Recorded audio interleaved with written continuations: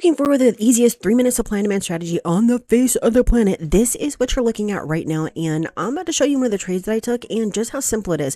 We draw our supply or our demand, and in this case we actually drew our demand, and we have our explosive candles that are causing the rejection. And that's the entire point of drawing your supply or your demand, because you know that you're going to have said rejection. The biggest trade that I took was 704 points, which equates to about 70.4 pips. This is super simple, and you can learn all about this, exactly how to do it, all the settings, what not to do, because obviously I had to lose a couple of times before I figured this entire thing out, right inside my new trading group.